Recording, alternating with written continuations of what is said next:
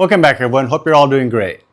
So a lot of people want to get stronger, healthier, get in better shape, but they don't want to spend so many days or so many hours in the gym or deal with complicated training routines and tons of different exercises. So what I did is I want you to think about what was the minimal number of exercises that you could do to get a complete full body workout. And one of the parameters was I want people to do this at home without having to go to the gym, which means very little equipment. So I'm going to do two versions. One, if you only have access to a pull-up bar or rings, and two, if you have access to just a pair of dumbbells. So I've narrowed it down to 6 exercises, and if you wait till the end of the video, I'll have a bonus 7th exercise for those of you who just want to look good. So with that out of the way, let's get to it. So most of these exercises are going to be compound movements. What that means is they're going to be exercises that recruit a lot of different muscle groups, so that'll give you a lot more bang for your buck. Our first exercise, as many of you have probably guessed, is going to be the push-up. Right, the push-up is going to be your frontal or horizontal pushing exercise. It's going to work all your upper body pushing muscles. So that's going to be your chest, your triceps, and your anterior delts, as well as your core. So what's important to think about in the push-up is elbow position. You don't want your elbows flared out like a T. That's going to give you potential for shoulder injuries or shoulder pain, discomfort at least. So where you want is somewhere around 45 degrees. A little bit less is fine as well, whatever feels comfortable for you. And that's going to be the best angle to focus on your chest. So body form cues on the push-up are, you don't want to have your hips sticking up in the air like this. And you don't want to have your hips sagging like this. What you want to do is make sure your body is nice and straight. So you want to engage your core, so basically tighten your midsection and really focus on keeping your body straight and stiff and stable as you do your push-up.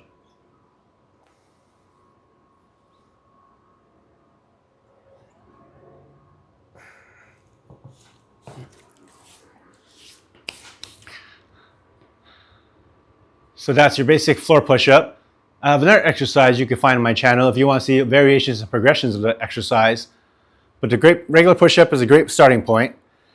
But if you're incapable of doing a regular push-up just yet, which is completely fine, everybody starts at a different place, progresses to a different place, and has different goals. But if you can't do a regular push-up yet, what you can do is you can do a push-up on a higher surface. So what I'll demonstrate now is doing a push-up on a bench. And what that does is now that your body's higher up and your feet are closer to your pushing position, you're now going to be pushing a lower percentage of your body weight. So the higher of a surface you use, like a kitchen counter or a table, the easier it's going to be. So what you can do to progress is just go lower and lower until you're performing regular push-ups on the ground. So that's the push-up. That's exercise number 1. It's a frontal pushing exercise. That's going to work all your upper body pushing muscles, pecs, anterior delts, triceps, as well as your core. So on to exercise number 2. Our next exercise is going to be a compound pulling exercise. Okay, so we did a pushing exercise, which is going to cover all your pushing upper body muscles. Now we want to cover your pulling upper body muscles. So that's your lats, your mid back, your rear delts, and your biceps and your core as well. So for pulling, you're going to need some equipment. You can't do zero equipment pulls like the push-up. I mean, you could use a table, but that's going to be a bit awkward and not that great, but something you could do. So at the bare minimum, you should have a pull-up bar. It's great if you could have some rings, but as I mentioned before, I was going to do a version where you could do these exercises with just a pair of dumbbells. So we'll start off with the classic pull-up. So for the classic pull-up, we're going to use an overhand grip, and the path to travel those elbows, right, the function of the lats is to bring those elbows back and in. So that's what we're going to be thinking about on this exercise. All right, the lats bring your elbows down and in, but they also pull your elbows this way. So we're going to do a little bit of a combination of those two motions with this kind of diagonal pull. So the important form cues for the pull-up, are you basically just want to keep your core engaged, right? So basically tighten up your core so your body doesn't swing too much. Let your shoulder blades drift up, and you want to retract those, depress those shoulder blades as you pull up. So you want to depress the shoulder blades, pull up, keep your body nice and stable. And that's going to be your pull-up. Ideally, you want to be able to get your chin up off the bar, get your chest to the bar. But it's totally okay if you can't do any more full range pull-ups at the end. If you could only do a partial rep like that, that's completely fine. That shouldn't be how you start your reps. But if you're end of your set and you can't do any more full pull-ups, doing partial reps like that will still help you strengthen your back, build those back muscles, and increase your ability to do further push-ups and pull-ups, in the future. Now, if you can't do pull-ups yet, you're going to need a little bit more equipment, and that's going to be something like rings, right? So rings will allow you to do an inverted row, which is a great build-up exercise to doing pull-ups. So if an inverted row, you're still going to be using your lats and your back, but because your feet are on the ground, you're not going to be pulling as much of your body weight, and that's how it becomes a progression.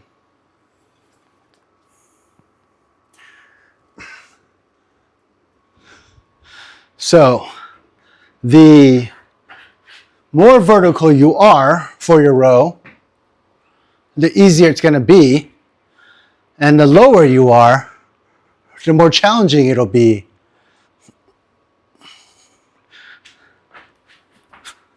And that's how you're going to progress your row up to doing pull-ups.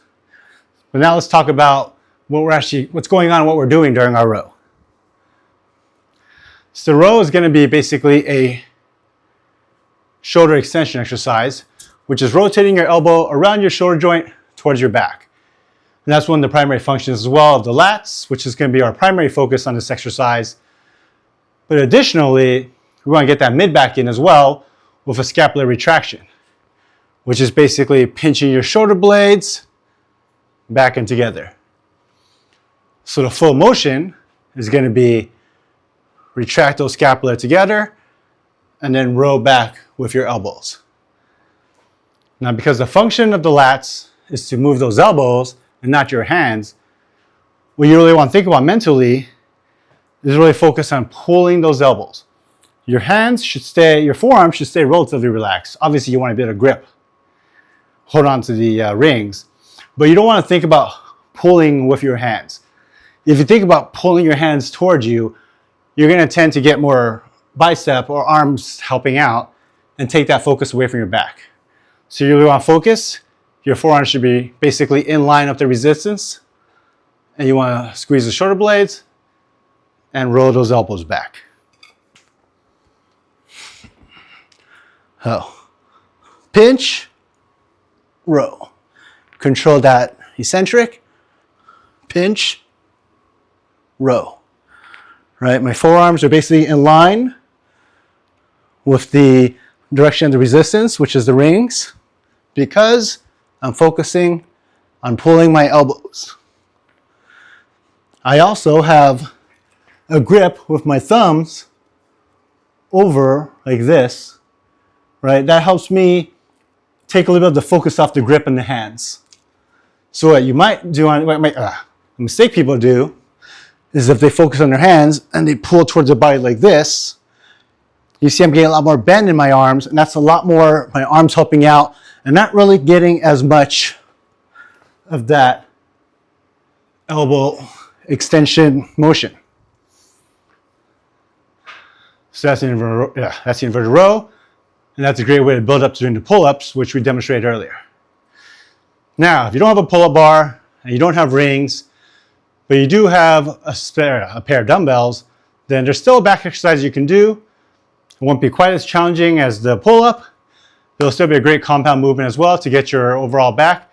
And that's going to be very similar to the inverted row we did, but just with dumbbells instead. And that's going to be bent over rows.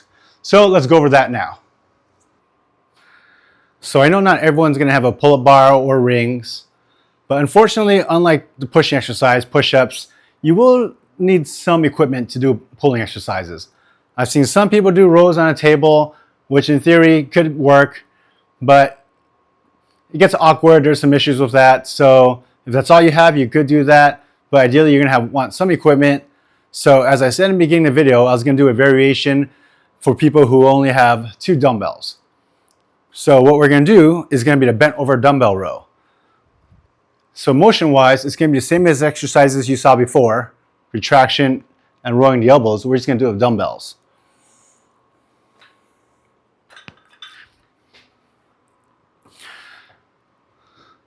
So standing nice and straight, you want to engage your core, which means basically squeezing your abs. That's if you're about to get ready for getting hit in the stomach. And you want to hinge at your hips. All right, what that means is that you're basically bending at your hip and not curling your spine. What you don't want to do is you don't want to curl your spine and bend over like that. You want to make sure your back is nice and straight and hinge at your hip. And people have different mobility limits, so if you're not capable of getting as low as you want, it's okay to be a little bit higher, right? Come over as far as you can before you compromise your body by rolling your spine.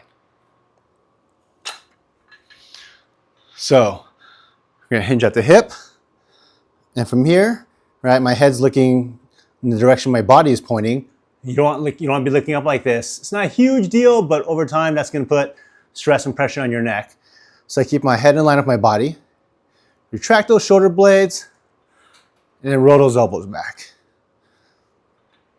So just like I did before, just at a different angle and with a different type of resistance. Now, a form cue I want you to think about that I see explained a little bit incorrectly a lot online is the motion of the travel and what to focus on. So a lot of people online point out, and I mentioned before as well, is you don't want to be pulling straight up with your hand, right? Because that's getting a lot more of your bicep in there.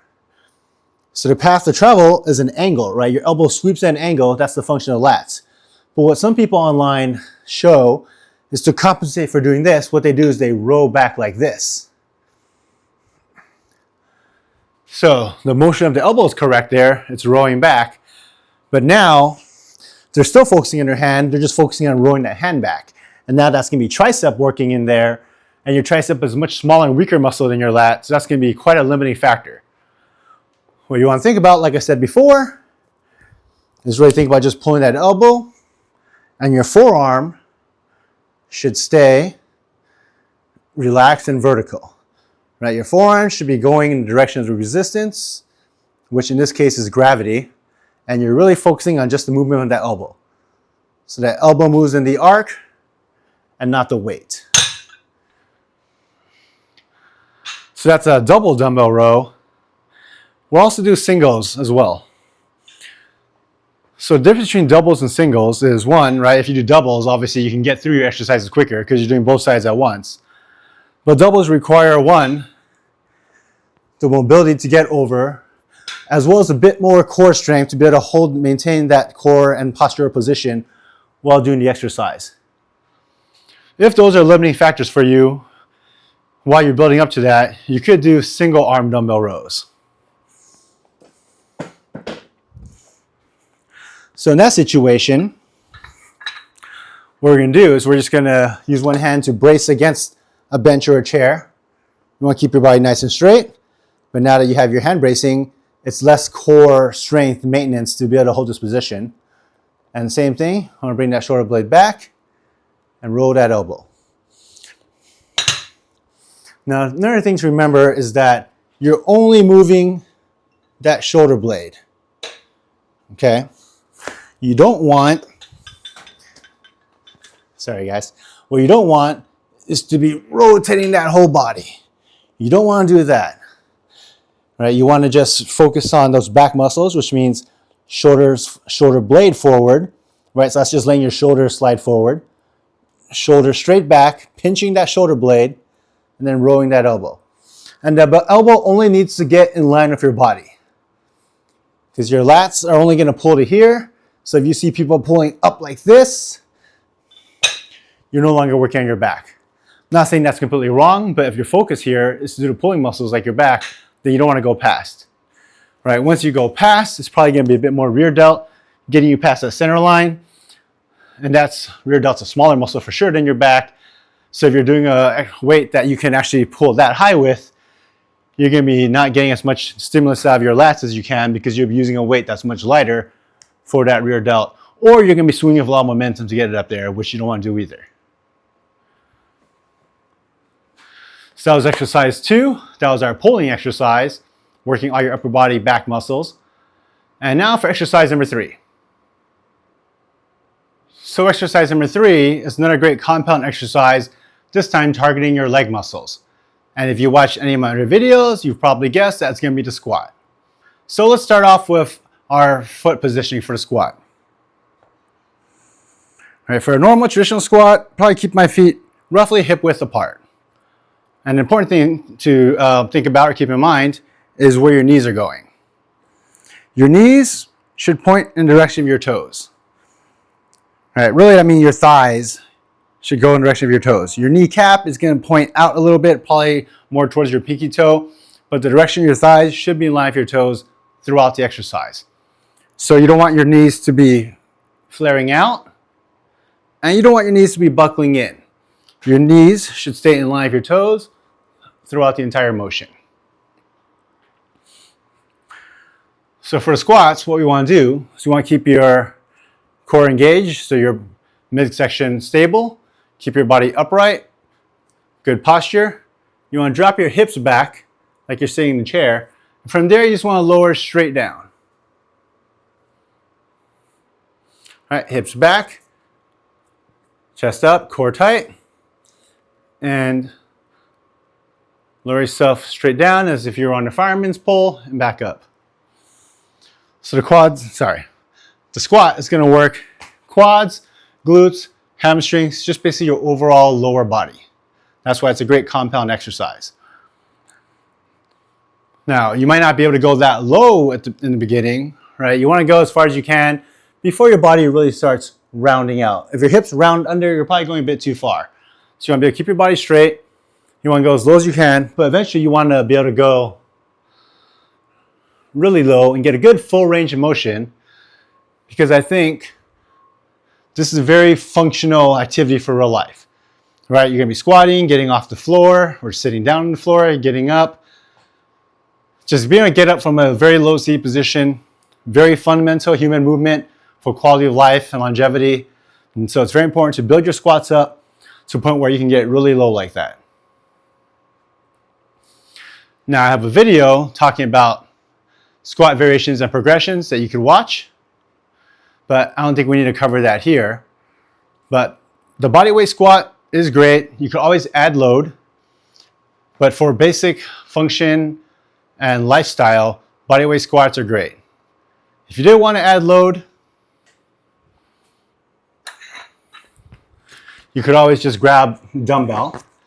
Right, this will be our variation with dumbbells, which basically lets you load a little bit of weight and you perform your squat. Same as before, just have this weight tucked in here. Requires little effort from inner muscles to hold, and perform your squat like that with a dumbbell.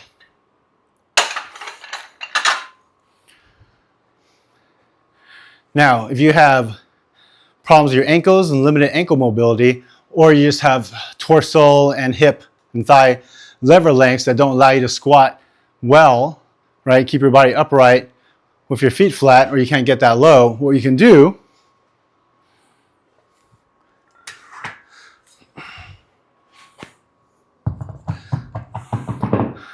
is you can elevate your heels. Well, I'll probably need 2 plates for this.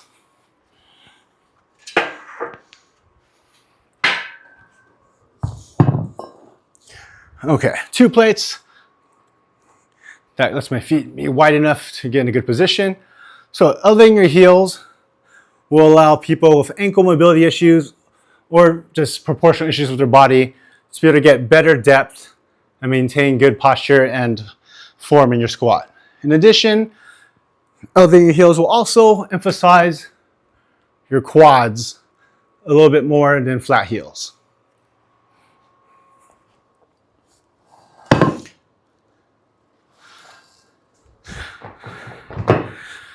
So I'm not talking about progressions, like I did in the other video, but let's talk about a few variations. So if you go wide with your feet, right, making sure my knees are still pointing direction in my feet, going wide will focus a bit more of that resistance and weight through your adductors or your inner thighs. Also, when you're doing your squat, we mentioned keeping your body upright, but if your body comes over a bit more, especially if you're holding a weight, you're going to get a bit more glute focus in. So, classic squat, straight posture. It's going to work your overall leg muscles, but a bit more focus on the quads. And now, if you have more of a forward lean, still keeping your body straight, right? So you don't want to bend over and break your posture to be in that forward lean. You just lean forward a little bit, keep your posture straight, and this will give you a bit more of a glute focus because that forward lean is going to give your glutes more of a lengthened stretch.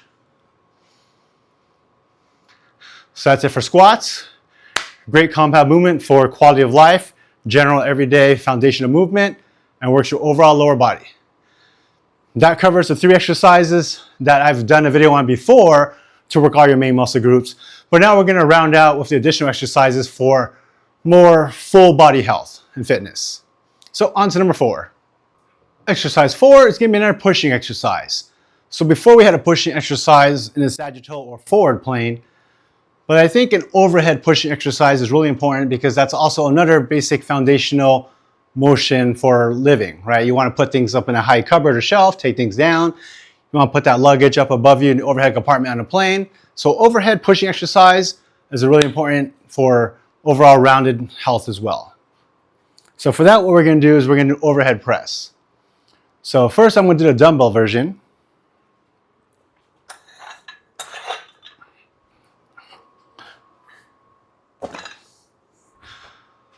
So what's important is you want to make sure you keep your core tight. You don't want to get too much back arc or arch and put stress on that spine. So keep your core tight. Your elbow position should not be straight out to your sides like this. All right, that's going to put your shoulders in a compromised position, and over time it could give you some shoulder issues. So what you want is you want your shoulders angled forward in what we call the scapular plane, but it's 45 degrees-ish. Right? And if you think about it in real life, when you're putting things overhead, you're not putting things like this. You're going to be pushing things a bit more like this. That's more natural. So we're going to mimic that motion here with our overhead press. Oh, we're just going to grab a couple of dumbbells. Stabilize that core. Scapular plane. And you're just going to press overhead. Control the descent, which is a eccentric phase.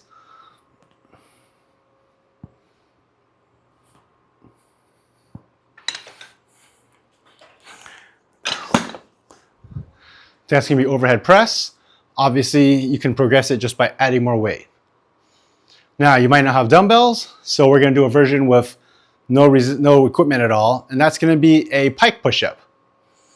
So a pike push-up is basically doing a push-up, but with your body hinged at your hips, or bent at your hips. So, get up on your toes, and press this way. So you see I'm still doing the same motion, it's just I have no weights, and resistance is loading slightly differently. So obviously an easy way to progress this is just to get your feet higher. Right? The higher your feet go, like on a bench, the more vertical your torso will be, and the more direct resistance you'll have, and that's a great way to progress the pike push-up, which is a great way to train your overhead pushing exercises or pushing muscles without any kind of equipment. So just like the regular push-up, you can do the pike push-up basically anywhere, at any time. So our 5th exercise is going to be a hip hinge motion. And so what a hip hinge is folding your body at your hips. Right? This is obviously a very foundational and important motion for everyday life because you're going to bend over and pick things up. Right? That's something everyone does. So it's very important for quality of life. So what's important to think about in a hip hinge is the point of this exercise is to build up the strength in that hip hinge, which is going to be your glutes and your hamstrings. So what you don't want to do is you don't want to curl or bend your spine or your body to get down. Right, that's not what you want to do. You want to keep your core tight, your chest up, good posture, and you really just want to fold at your hips. Now when you're down here, you're going to feel a really good stretch in your hamstrings, and you'll also get some glute work as you extend those hips. Now you don't need to go all the way down if you have limited, right? You have tight hips, not tight hip, yeah, well, you have tight hamstrings, which many of us do from sitting all day. You might not be able to go as far, and that's completely fine. You can just build up that range of motion as you loosen up those hamstrings and build up your mobility and strength. So once again, chest up, core tight, and you just want to fold at the hips. Now, a simple progression is you could do this with your arms outstretched, and that just puts a little bit of weight further away from your body, right? Increasing your lever length, and that'll add a little bit of resistance. And additionally, you could always just hold a weight, right? Or you could wear something that's heavy. You could wear a backpack with some heavy books, or you can carry anything you have around the house. But since we're doing some dumbbell variations as well in this video, you could always just carry your dumbbell up against your chest and perform your hip hinge that way.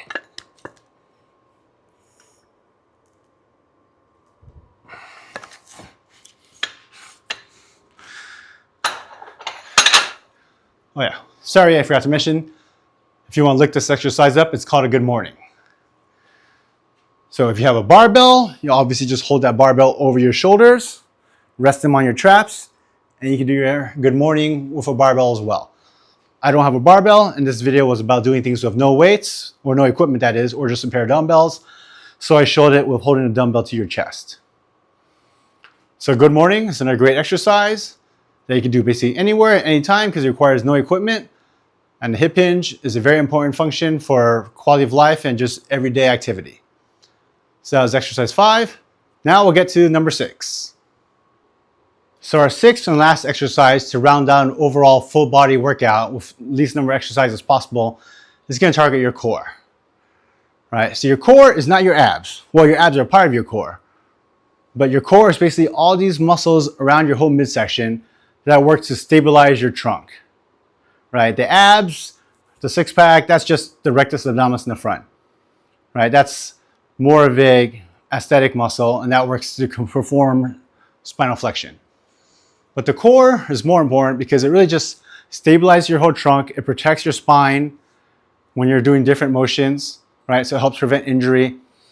And just performance in general is going to be better, right? Athletically or lifting or just doing daily activities if things are done with a stable base, right? A tree is only going to be as strong as its trunk and roots. You can have thick old branches, but if the trunk is weak or the roots are weak, then the tree is not going to be that strong or stable. So for doing the core, we're going to do a hollow body hold. So what that is lying on the ground, right? We're going to tighten up our abs. So your lower back's going to be pressed against the floor. Keep your core tight. We're going to lift our feet, point our toes outward, and you're going to just do a slight crunch. So a slight tilt downward of, well, let me do it sitting up first. So your rib cage is going to just tuck a little bit. We're not doing a crunch, it's just a slight tuck at the rib cage. So, slight tuck at the rib cage. Just going to flatten out your back a little bit, tighten your core, feet pointed out. It's okay, just you could tuck your chin down. So this is going to be your hollow body hold. You want to hold this. You don't want to let your back arc up. You want to just hold. And you just want to hold for time. It's quite simple. You start off with 10, 20, 30 seconds and build your way up. Requires no equipment. You can do it anywhere. You can just do it while watching TV. And if you want to progress things, you could always raise your arms overhead. and do the hollow body hold this way. You can even incorporate motion. If you move your legs, now you're working to maintain this core position with something dynamic happening versus just with your feet out. And I understand just doing a hollow body hold with your feet out could be a problem as well. So an easier version could be still getting that slight tuck in your rib cage, tighten your core, and you could do it just with your shins horizontal and your feet a little bit closer. And you could always progress by moving them further and further out. And then you can always add the hands.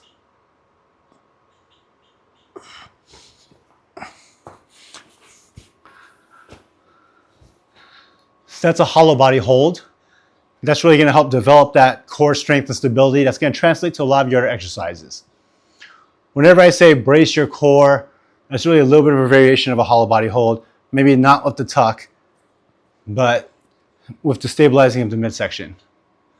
So that's the sixth and final exercise for our overall full body routine with minimal number of exercises.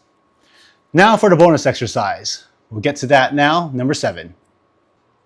All right, everyone, thanks for making it to the end of this video. And as promised, here is our bonus 7th exercise, which really focuses a lot more on aesthetics, which is totally great if that's what you're going for. It's not as important as the other exercises in terms of general overall fitness and strength for daily activities, but I know a lot of people are working out to look better as well. And one of the best ways to look better is your shape, right? A lot of people want that wider shape, right? You want that Dorito or V shape where your shoulders are wider and your waist is narrower. And now, unfortunately, the waist part, I mean, you can lose fat, but some people are going to just have wider hips than other people. That's just genetics. You can't really do much about that. But you can do, I mean, to some degree, because your shoulders are genetic as well, but you can build what you have, which is building your shoulders to get a little bit more of that wider look. All right, so if that's what you're going for, what we're going to do is you want to target the lateral deltoid, right, which is the deltoid on the side, or the head of your deltoid on the side. And to do that, we're going to do lateral raises. Traditionally, people did them standing up, going straight outwards, and that's not bad. There's nothing wrong with that. That's still a great exercise. But you'll notice your lateral delts aren't exactly perfectly on your side, so you are going to target your lateral delts, but also get a little bit more anterior delt if you're going straight outwards. Gain that forward lean will get your lateral delt a bit more lined up with that resistance. And moving in this plane, the scapular plane, a little bit of that Y, it's just going to be a bit more natural as well, especially with the slight lean. Now, it's important when you're doing this exercise that you're not shrugging your shoulders. Your shoulders shouldn't lift. Your shoulders should stay set, and the only thing you're focusing on is sweeping those arms up and out. Don't think about it as a straight lift. Think of it as a wide sweep. So your shoulders set, that's the pivot point, and your arms sweep out and up. And you don't have to have straight arms. It's perfectly fine to have a slight bend in your arms. Let's have a little bit less stress on your elbow. But I got that slightly forward lean, scapular plane, shoulders set. Now my dumbbells just sweep outward and up. You want to control that descent or the eccentric.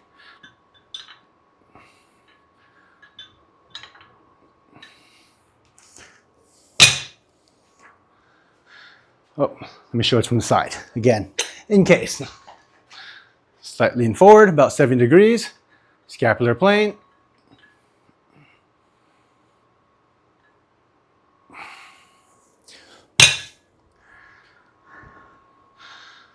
So that's a great way to develop your lateral delts, to build a wider shoulder appearance to help accentuate that V that a lot of people are going for. Now your lateral delts are not a big and strong muscle. Start light. Don't try to spam heavy weight.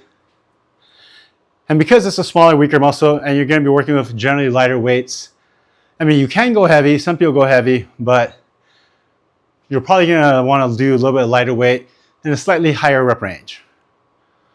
right? You'll hear that you can build strength, you can build hypertrophy with low rep ranges, anywhere from 5 and up. But for a smaller, weaker muscle like this, it's going to be a bit hard to do a heavy weight. So anywhere in the 8 to 15 rep range is probably a good target. So pick a weight accordingly for that for this exercise. So those are 6 exercises that'll give you a full, complete body, overall full body workout with the bonus strength exercise for looks. Anyhow, if you're a beginner, I would probably shoot to do about 3 sets of each of these exercises in each workout, and you want to do 2 or 3 workouts a week. Right, you want to make sure you give yourself at least a day or 2 of rest in between to recover. Right, 1 day is probably fine, but if you don't feel fully recovered, or your workouts are lacking, or you feel tired, you're not being able to work out as hard each time, then you could give yourself 2 days. So just set 3 days a week, or work out every 3rd day, which will come down to about 2 days some weeks, 3 days some weeks, 2.5 days a week. Now, in terms of approach of routine, you could just do each exercise and rest between sets, or you could do a bit of a circuit where you run through all the exercises and then rest, or you could do a superset approach where you just work where you work pairs of exercises with rest. It really depends on how hard you're trying to go, what level of intensity and rest you require versus how much time efficiency you're looking for. So if you're looking for just overall overall fitness and health, then you might want to do a circuit approach or superset approach, which will help save you more time. Or if you want to work out harder in each of these exercises, then you might want to do the 1 exercise set, rest, another set, rest, another set, rest, and go on to an next exercise approach. Or a superset might work there as well, depending on how many exercises you're stringing to get into your superset and which ones and how you're organizing them. So I'll create a few workout routines, right? Ways to organize these exercises and maybe some rep ranges and put them up on the screen here.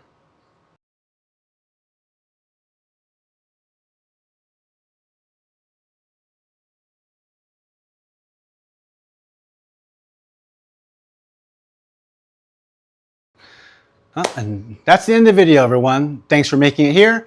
If you have any thoughts, any questions, or anything I missed, or any improvements, suggestions, leave them in the comments down below. I'd love to hear from you.